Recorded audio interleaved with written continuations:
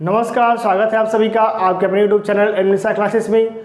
साथियों, आज हम अध्ययन करेंगे बीए द्वितीय सेमेस्टर के प्रथम वर्ष समसामयिक भारतीय शिक्षा के इकाई द्वितीय के दूसरे खंड में चल रहे माध्यमिक शिक्षा के बारे में। माध्यमिक शिक्षा का अर्थ और उद्देश्य हमने पिछली क्लास में बता दिया है, लिंक डिस्क्रिप्शन बॉक्स में दे दूंगा, अगर आप नहीं देखे हो तो देख लीजिएगा।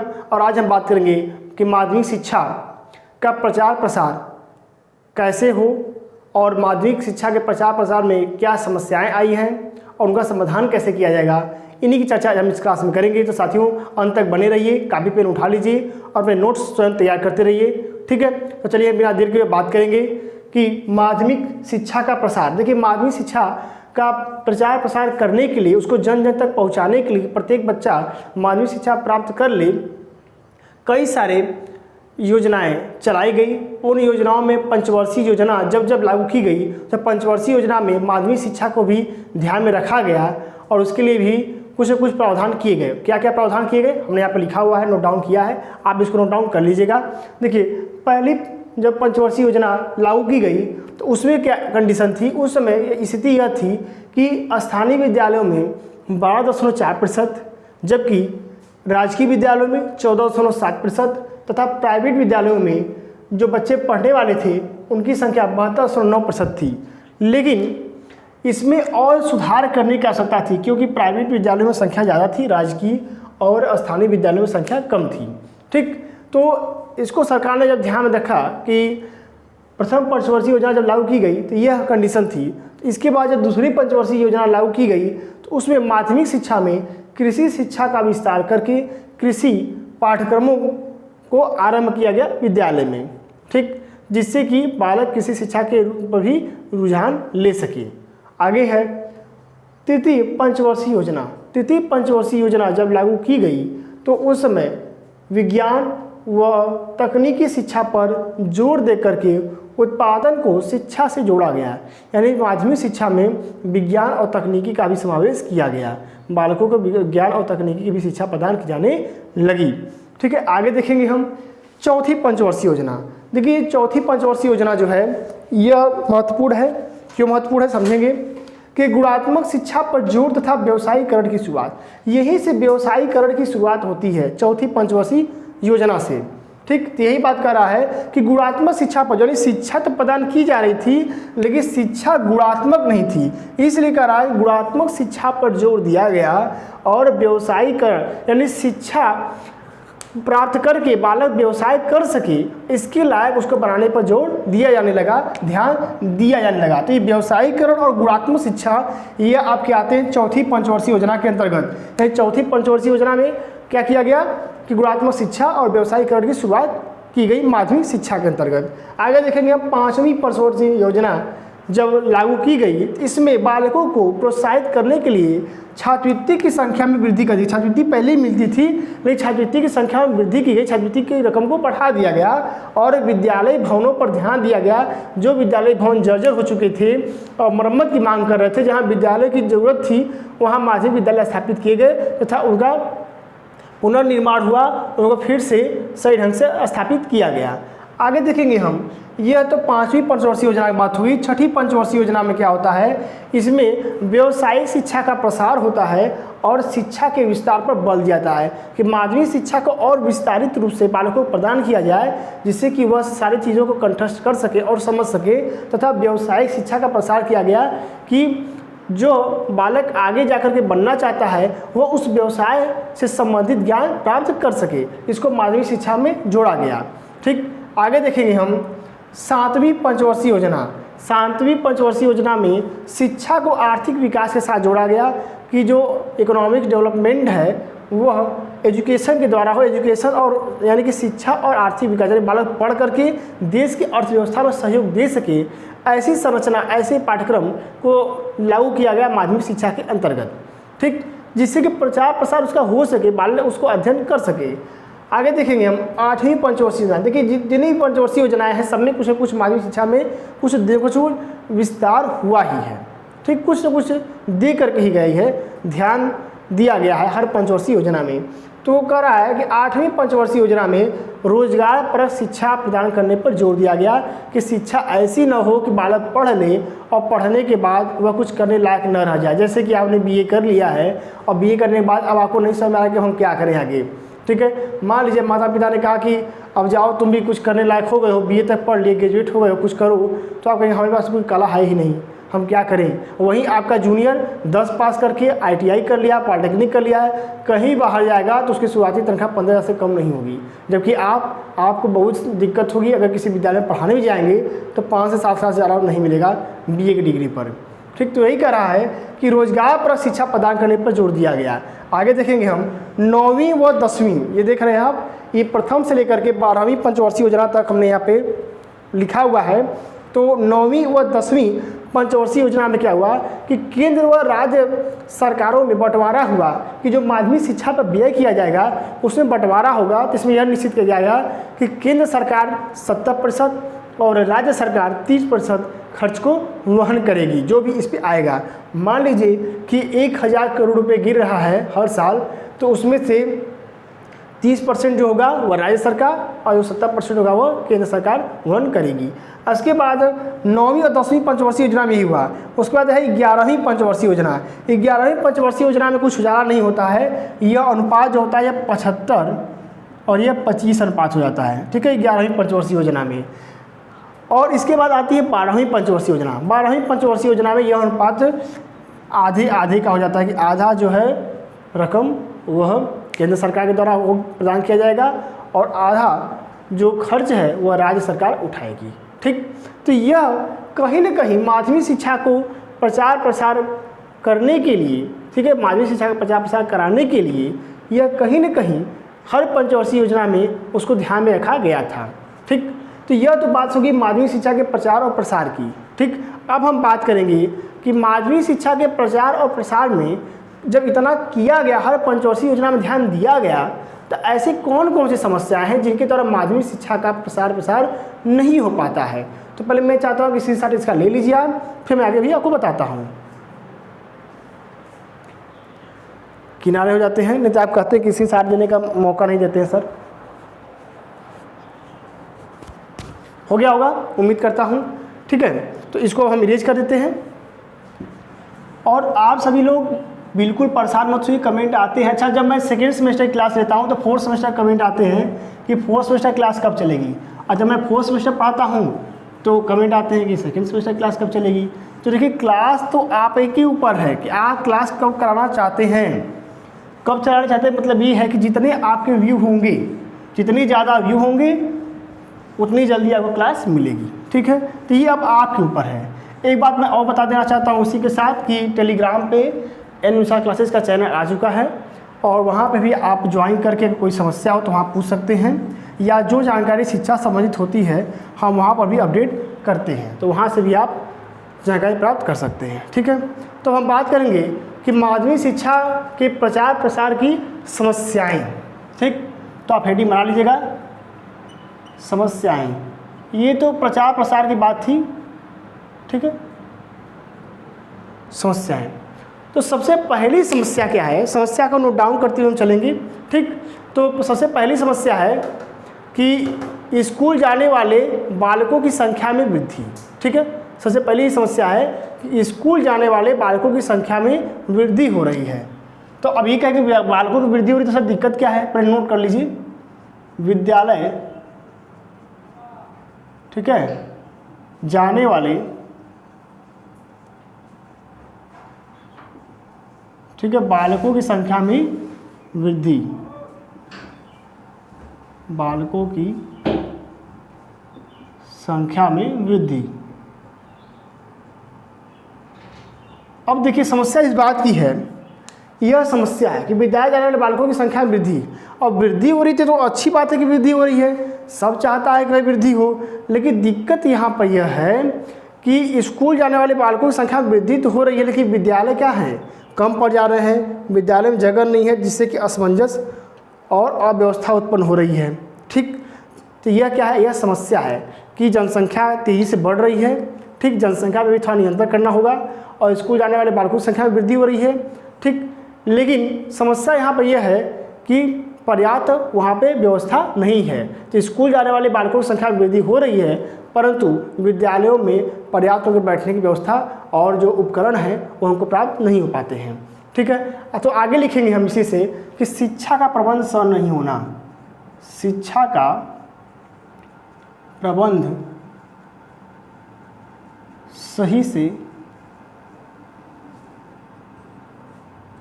न होना। ठीक है, यह भी एक क्या है, समस्या है कि शिक्षा का जो प्रचार प्रसार होना चाहिए और उसमें कोई कमी नहीं की जा रही है सरकार के द्वारा, लेकिन फिर भी कहीं न कहीं माध्यमिक स्तर की जो शिक्षा है वह सबके तक नहीं पहुंच पा रही है। तो उसका एक कारण यह भी है कि शिक्षा का प्रबंध सही ढंग से नहीं हो रहा है। ठीक है, तो आगे हम देखेंगे कि शिक्षा का प्रबंध अगर सही ढंग से हो जाए, यानी कि जैसे कि हम बात करें, विद्यालय कई सारे खुल जाते हैं लेकिन वहाँ पर शिक्षकों की कमी होती है। ठीक है, तो क्या है, शिक्षकों की कमी तो वहाँ कोई पढ़ने जाएगा, कहेगा 2 पीरियड चलता है, कौन जाएगा इतना दूर 4 किलोमीटर साइकिल खींच करके, और वहाँ पर 2 पीरियड चलेगा, छोड़ो जाने दो, हम कोचिंग से पढ़ लेंगे, बगल में चलता है। तो यही है शिक्षा के प्रबंध का सही से न होना। अगर सही ढंग से प्रबंध होगा तो बालक जरूर पढ़ेगा। फैन लगा ही नहीं है विद्यालय में, और जब क्लास चलेगी तो बालक जब गर्मी उब जाएगा, उसको चक्कर आने लगेगा, तो कौन जाएगा पढ़ने के लिए। तो शिक्षा का प्रबंध सही ढंग से नहीं होता है। आगे है वित्तीय समस्या, या इसको हम कह सकते हैं बजट का अभाव। ठीक है, इसको हम लिख सकते हैं बजट का अभाव, या इसको हम वित्तीय समस्या भी कह सकते हैं। ठीक है, बजट का अभाव मतलब ये है कि जो सरकार बजट जारी करती है उसमें माध्यमिक शिक्षा के लिए जो बजट जितना होना चाहिए उतना हो नहीं पाता है। 4% के लगभग में बजट पास होता है माध्यमिक शिक्षा के लिए। ठीक है, तो शिक्षा के लिए 4% का बजट पास होगा, कम से कम 4 जगह उसको 7% करना चाहिए आज के समय की मांग के अनुसार, लेकिन कम बजट पास होता है, इसलिए बजट का अभाव भी एक समस्या है। ठीक है, जिससे कि माध्यमिक शिक्षा 50% सही ढंग से नहीं पाता है, यह सबके तक नहीं पहुंच पाती है। और जब बजट का अभाव होगा तो आप जानते हैं कि बजट के अभाव होने से क्या होता है, संसाधन की कमी होगी। ठीक है, संसाधन की कमी, संसाधन मतलब समझ रहे हैं। ठीक, इसको भी हेडिंग बना के अलग से लिख सकते हैं, ऐसे ही मैं बता दे रहा हूँ कि बजट के अभाव होने से संसाधनों की कमी होगी। बिजली के लिए जनरेटर नहीं होगा, पंखा नहीं होगा, उसके बाद जो वाइट बोर्ड है, स्मार्ट बोर्ड है, ये सब नहीं मिल पाएंगे। ठीक है, और विद्यालयों की दयनीय दशा। ठीक है, विद्यालयों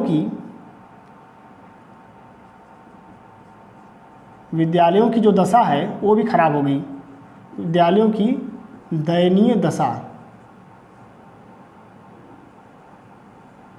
ठीक, समझ में आ रहा होगा कि जब बजट है ही नहीं, विद्यालय के भवन जर्जर हो चुका है, रिपेयरिंग की आवश्यकता है, बजट मिल नहीं रहा है विद्यालय को, तो कैसे विद्यालय सही ढंग से चलेगा। तो यह क्या है, बजट का अभाव भी एक क्या है, समस्या है। ठीक है, तो आप इसको नोट डाउन करते रहिएगा।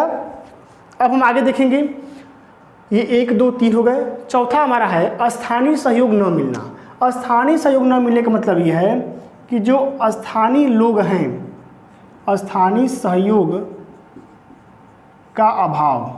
ठीक, अभाव लिख लेंगे हम। जो स्थानीय लोग हैं वह भी पास के विद्यालयों में, जो सरकारी विद्यालय हैं, माध्यमिक विद्यालय हैं, इंटर कॉलेज हैं, वहाँ नहीं भेजते बच्चे को। वो यहाँ से 20 किलोमीटर दूर भेज देंगे, लेकिन नज़दीक के विद्यालय नहीं भेजेंगे। उनको ये लगता है कि पढ़ाई अच्छी नहीं हो रही है, जबकि सच्चाई ये है कि जो माता पिता बालक को अपने सरकारी विद्यालय भेजते हैं उनको कभी ये चिंता नहीं होती कि बालक ने होमवर्क किया है या होमवर्क नहीं किया है, टिफिन लेकर गया है नहीं गया है, कब उसको भेजना, ऐसी कोई इसको चिंता नहीं होती। विद्यालय से बच्चा आया है तो उसका होमवर्क कराना है या नहीं कराना। लेकिन जब वही अंग्रेजी कानून विद्यालय में पढ़ता है बच्चा, तो माता पिता उसका ख्याल रखते हैं, अपना काम छोड़ के जाएंगे, उसको रोड पे खड़ा रहेंगे, स्कूल बस आएगी उसको बैठाएंगे, उसके ड्रेस साफ़ करेंगे, उसके बाद उसका आएगा तो होमवर्क कराएंगे। ठीक, तो वहाँ पर क्या धारणाएँ बदल जाती हैं। तो यही कह रहा है कि स्थानीय सहयोग का भी अभाव होता है, स्थानीय सहयोग भी नहीं मिल पाता है। जो स्थानीय नागरिक हैं, अगर विद्यालय किसी चीज़ की आवश्यकता या कोई प्रोग्राम कराना चाहता है, विद्यालय पास जगह नहीं है, किसी का खेत खाली है, कहेगा तो कहेंगे नहीं नहीं नहीं, हम अपने ज़मीन नहीं देंगे। तो स्थानीय सहयोग का भी अभाव है, जिससे कि माध्यमिक शिक्षा का सही ढंग से प्रचार प्रसार नहीं हो पा रहा है और कई सारे बालक इससे अभी भी वंचित हैं। मान लीजिए विद्यालय खोल रहा है, ज़मीन की आवश्यकता है तो ज़मीन मिलेगी ही नहीं। अगर मुआवजा दिया जाए तो भी ज़मीन नहीं देंगे कि नहीं यहाँ पे विद्यालय नहीं बनना चाहिए। अभी मैं गया था, चुनाव में मेरी ड्यूटी लगी थी इस बार, तो विधानसभा चुनाव में गया तो एक विद्यालय था, प्राथमिक विद्यालय, वह एकदम कोने में था, मतलब कि गूगल मैप न पहुँच पाए। जब वहाँ के लोगों से मैंने पूछा कि यहाँ विद्यालय क्यों बना है, रोड पे क्यों नहीं बना, तो उनका वहाँ पे किसी ने ज़मीन ही नहीं दी अपनी, इसलिए हरजर बस्ती बना हुआ है। तो यही क्या है, यही दिक्कत है कि जो स्थानीय सहयोग मिलना चाहिए वो नहीं मिल पाता है। ठीक, आगे देखेंगे हम, शिक्षा की गुणवत्ता सही न होना, शिक्षा की गुणवत्ता में कमी। जब गुणवत्तापूर्ण शिक्षा नहीं मिलेगी तो क्या होगा कि माध्यमिक शिक्षा लोगों तक नहीं पहुंच पाएगी। माध्यमिक शिक्षा का जो उद्देश्य है कि वो उस उद्देश्य की पूर्ति नहीं कर सकेगी, उस उद्देश्य की प्राप्ति नहीं कर सकेगी, क्योंकि उसमें क्या है, गुणवत्ता की कमी है। जब तक गुणवत्तापूर्ण शिक्षा नहीं मिलेगी, गुणवत्तापूर्ण शिक्षा का मतलब क्या है, सबसे पहले ये समझाते हैं। ठीक, तो गुणवत्तापूर्ण शिक्षा का मतलब ये है, तो सब बताता हूँ, अपने हेडिंग डाल लेते हैं, इसको नंबर कर लेते हैं, नंबरिंग 1 2 3 4 5। ठीक है, देखिए गुणवत्तापूर्ण शिक्षा का मतलब ये है कि जैसे कि हम इंटर कॉलेज में पढ़ रहे हैं, ठीक, और हमें बताया गया कि जब हाइड्रोजन और ऑक्सीजन मिलते हैं तब जा कर के पानी बनता है। ठीक है, ठीक, मान लीजिए यहाँ पे हो गया। अब जब हम हाइड्रोजन और ऑक्सीजन को मिलाएंगे तब न जानेंगे कि हाँ पानी बनता है, बस थ्योरी हमने रट लिया, हमने भी पढ़ा है। और मैंने इंटर में 82% पाने के बावजूद भी मैंने क्या किया, बीए किया। क्यों किया, क्योंकि रटने वाला तो ज्ञान था लेकिन प्रायोगिक ज्ञान नहीं था।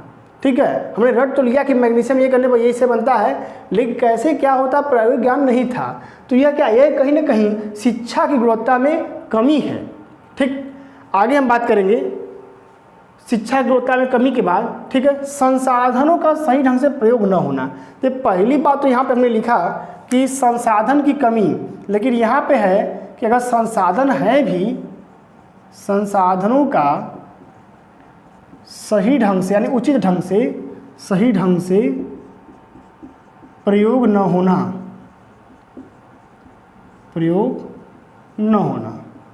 ठीक है, यह भी क्या है, यह भी एक समस्या है कि जो संसाधन पहले तो है नहीं, और अगर है भी तो उसका सही ढंग से प्रयोग नहीं होता है। अनेक कॉलेजों में चले जाइए, वहाँ पे बस लेबोरेटरी बनी है 100 पीस है, उसका उपयोग नहीं होता है। ठीक, और अगली समस्या है गरीबी। देखिए माता पिता गरीब, ठीक है, माता पिता गरीब हैं तो वह क्या करते हैं, वह सोचते हैं कि बच्चा काम करेगा तो 2 पैसे कमाएगा, और ऐसे रहेगा तो वह क्या कर सकेगा।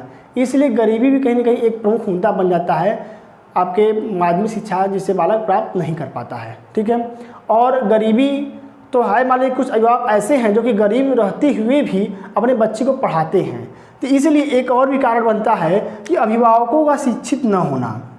ठीक, अभिभावकों का अशिक्षित होना या शिक्षित न होना, अभिभावकों का अशिक्षित होना, यह भी क्या है, यह भी एक प्रमुख कारण है जिससे कि बालक माध्यमिक शिक्षा को प्राप्त नहीं कर पाता। वह सोचते चला प्राइमरी तक पढ़ ले बा ना, जोड़ घटाना कई लेत बा, तो क्या जरूरत थी पढ़ावे का लइकवा के। ठीक है, उनको सोचते हैं कि ये बस हम गरीब हैं और बालक हमारा जो है वह जो घटाना गुणा भाग कर ले रहा है, काम चलाऊ चीज़ें, तो वह बस पढ़ लिया, अब उसको आगे पढ़ाने की आवश्यकता नहीं है। तो अभिभावक अगर शिक्षित रहेंगे तो शिक्षा के महत्व को समझेंगे। ठीक, आगे देखेंगे हम शिक्षकों का लापरवाह होना। एक चीज़ ये भी है, क्या है, शिक्षकों का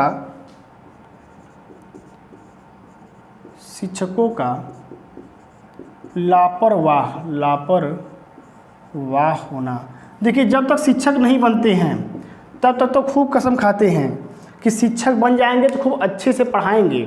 ठीक है, तो गर्मी ज़्यादा लग रही है आज, तो जब तक शिक्षक नहीं बनते हैं तब तक ये कहते हैं कि बहुत अच्छे से पढ़ाएंगे हम। ठीक, लेकिन जो ही शिक्षक बन जाते हैं, जो ही शिक्षक बनेंगे सारी धारणाएं बदल जाती हैं।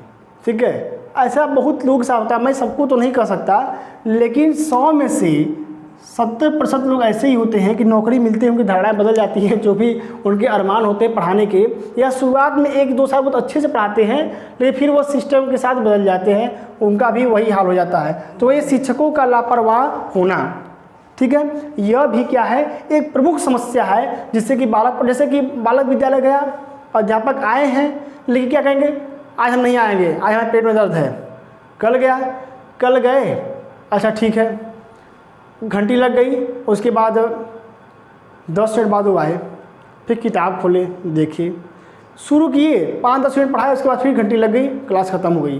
तो बालक भी सोचता है कि जब 5-10 मिनट से पढ़ना है तो कौन आएगा विद्यालय, छोड़ो जाने दो, इनकी क्लास नहीं लेंगे, चलो घर चलते हैं। ठीक, तो शिक्षक जब पढ़ाई करता है पढ़ाने में, इससे भी माध्यमिक शिक्षा कहीं न कहीं प्रभावित होती है। ठीक, आगे बोझिल पाठचर्या, ध्यान देंगे, पाठचर्या का भी योगदान है। पाठचर्या का, इसको लिख सकते हैं बोझिल पाठचर्या या पाठचर्या का बोझिल होना। ठीक है, यह बढ़िया है टॉपिक और आप इसको पढ़िए अच्छे से। ठीक है, अब कुछ ऐसे होते हैं, मैं देखता हूँ वह वीडियो को आगे कर देंगे और लास्ट में देखेंगे कितना लिखवाए हैं, बस इसी साथ मार के लिख लेंगे। तो लिखने को तो लिख लीजिए, लेकिन समझ में नहीं आएगा कि चीज़ कह क्या रहा है। ठीक है, शिक्षा गुणवत्ता में कमी है तो क्या है, किताब में तो छपा ही है, तो अगर पढ़ना है तो किताब से ही पढ़ लीजिए, फिर समझने की आवश्यकता क्या है, लोग घर बैठे ही पढ़ लेते हैं। फिर खैर जिनको पढ़ना है वो पढ़ेंगे। तो है पाठचर्या का बोझिल होना। पाठचर्या है जैसे कि आप देखेंगे इंटरमीडिएट में फिजिक्स फर्स्ट चलता है, फिजिक्स सेकंड चलता है, और हालांकि अब तो कम हो गया कि 11 के अलग हो गया, वो 12 के अलग हो गई है। लेकिन जब हम लोग इंटर में थे तो physics first, physics second, math first, math second. ठीक है, ऐसे था और बहुत दिक्कत होता था, इतनी मोटी मोटी किताबें थी, बैग पूरा भर जाता था और जाने में साली कमर झुक जाती थी। ठीक है, और हमारे बगल में एक ऐसा भी विद्यालय था जहाँ पर कि नियम था कि एडमिशन करा करके आपको कॉलेज कभी नहीं जाना था, और कॉलेज जाने पर फीस आपकी लगती थी, कॉलेज जाने पर जुर्माना लगता था। वहाँ का नियम था कि ना लिखा के कॉलेज नहीं आना है, ऐसे भी कॉलेज थे उस समय। हालांकि अलग की बात है वो। तो पाठचर्या का बोझिल होना यह भी एक प्रमुख समस्या है जिससे कि माध्यमिक शिक्षा प्रभावित होती है। बालक कहता है कि इतनी सारी कापी किताबें पहले देख के वो डर जाता है, कितना कौन पढ़ेगा। हम खुद ही थे जब कक्षा 10 पास करके 11 किताबें लेने गए, इतना मोटा दिया फीस किताब, हम कि इतना मोटा कौन पढ़ेगा भाई, लेकिन लेना तो पड़ेगा ही। हम कहे चलो मास्टर साहब पढ़ाएंगे किसी तरह। ठीक, आगे है कि शासन की लापरवाही। ठीक है, शासन भी क्या है, लापरवाह है। दिखाई दे रहा होगा आप सभी को, देखिएगा। ठीक है, शासन का लापरवाह, शासन का लापरवाह होना। ठीक है, यह भी क्या है, यह भी शासन की लापरवाही। जैसे डीआर साहब हैं, ठीक, और डीआर साहब ऐसे हैं कि उनका मौका ही नहीं कभी किसी विद्यालय का निरीक्षण कर सके, अपने काम काज से फुर्सत नहीं है। ठीक, और शासन की लापरवाही में एक ये भी समस्या आती है कि शिक्षकों को बस डाटा इकट्ठा करने के लिए रखा जाता है। ऐसा लगता है कि शिक्षक सिर्फ डाटा इकट्ठा करने के लिए बनाए गए हैं, वहाँ ये सर्वे करिए, यहाँ मतगणना है, यहाँ चुनाव है, ऐसे करिए। तो शिक्षक जब डाटा इकट्ठा करने में लगा रहेगा तो पढ़ाने में कब दिमाग लगाएगा, वो कब समय देगा। ठीक, क्योंकि पढ़ाने के लिए पढ़ के आना पड़ता है, जो पढ़ेगा नहीं घर पे तो कैसे पढ़ाएगा अच्छे से आकर के। तो ये कहीं ना कहीं शासन की लापरवाही भी है जिससे कि माध्यमिक शिक्षा का प्रचार प्रसार में कहीं ना कहीं बाधा उत्पन्न हो रही है। तो यह थी आपकी क्या 9, 10 और 11 ये 11 समस्याएं थी। अब हम बात करेंगे इन सारी समस्याओं का समाधान। ठीक है, अगर इनके हम समाधान की बात करें,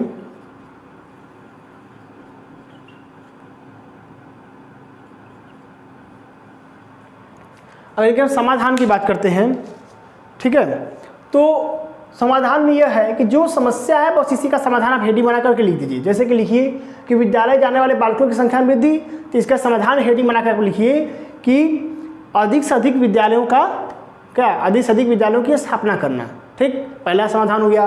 दूसरी है शिक्षा का प्रबंध सही ढंग से न होना, तो समाधान में लिखिए कि शिक्षा का प्रबंध सही ढंग से होना। ठीक है, या शिक्षा का सही ढंग से प्रबंध होना, यह हेडिंग बना के लिखिए। ठीक, आगे है बजट का अभाव, तो लिखिए सही ढंग से बजट की पूर्ति करना। ठीक है, या सही ढंग से बजट पास करना। आगे है संसाधनों की पर्याप्त व्यवस्था करना, विद्यालयों की दयनीय दशा में सुधार करना। आगे है स्थानीय सहयोग का अभाव, जब यहाँ पे है ये समस्या है तो जब इसका समाधान हम लिखेंगे तो हेडिंग बनाएंगे कि स्थानीय सहयोग का मिलना।